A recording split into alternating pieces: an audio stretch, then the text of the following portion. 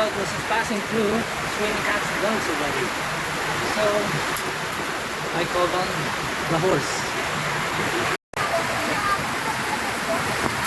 There you go. You can see the rain pouring its heart out and having a good time. I wish I could say the same for myself. And so the kind lady offered me shelter.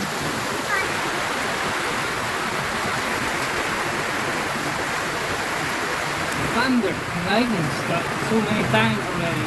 I thought that was a sign that was about to give up, but then still getting stronger.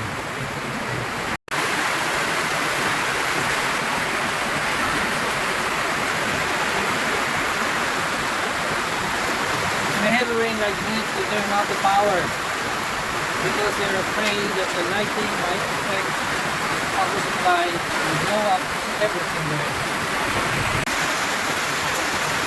It's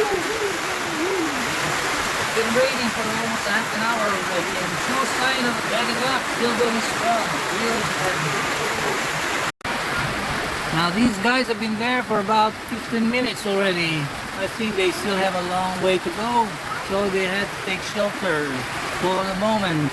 That's the boring part about traveling, you know, when you have to hang out for nothing. When the rain started, I thought I had to wait it out because I was thinking like, if I had to travel for a whole hour, with this kind of rain, it would be very difficult. So I wait for a little while because right now the clouds is all over the place. So, and I think it's even all over Metro Manila right now.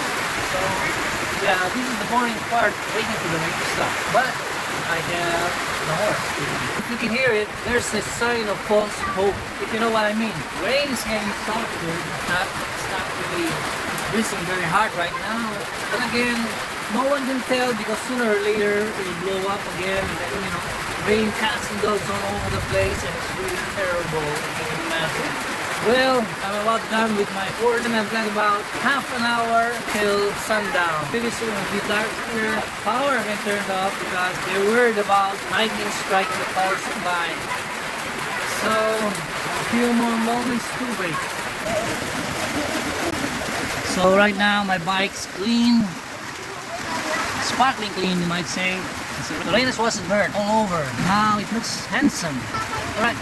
That man over there has finally decided to leave.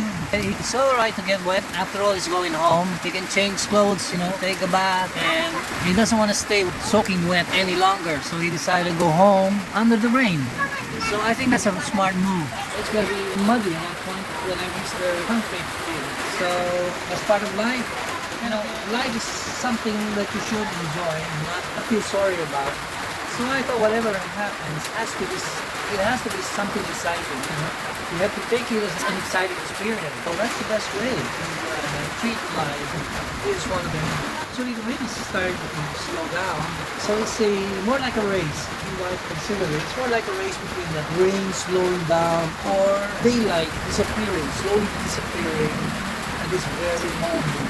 The exciting part there is you don't know what's going to happen when it's all pitch black, when everything is dark. I have to go down on that muddy slope, wet and slippery.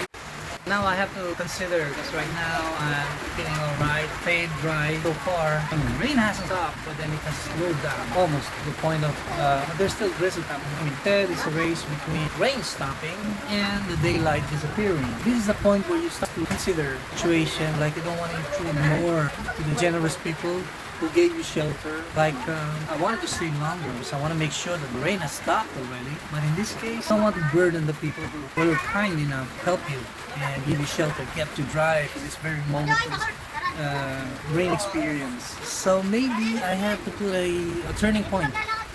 It's either definitely when daylight has disappeared, I'm sure they're into their own problems. And in my case, I shouldn't be a burden to these people. And then I probably have to enjoy my own problem when I get down on that dark, pitch dark evening. All I need to do is let it stop. Otherwise, it will defeat the purpose of staying dry. Because if I have to leave now, I'm sure I'll be traveling for an hour or so, and it'll be raining out there anyway. So what's the purpose of staying this long if I have to ride in the rain anyway? I'm trying to reserve the idea of not wearing the raincoat hoping that it'll be dry in Metro Manila or when I get down. So that's the dilemma of the situation. Okay, let's see. The boys are out there. That's a sign that the rain has stopped. But these guys are already wet. They've been under the rain since it started. Yeah, in my case, this is dry and they are wet. So I guess I have to say goodbye and thank them for their kind gesture. So madam, maraming salamat sa inyong gigintuing puso, sa inyong kabaitan. Binigyan niyo ako ng silungan habang sa kalakasan ng buhos ng ulan. So maraming salamat. Thank you. So I already said goodbye and this is it. No turning back. Rain starts again. I don't know what I'll do. One thing for sure, it's gonna be thank you. It's gonna be dark soon. You know, the brighter side about the rain is as soon as it stops, crystal clear, no pollution. There's something wonderful about the rain.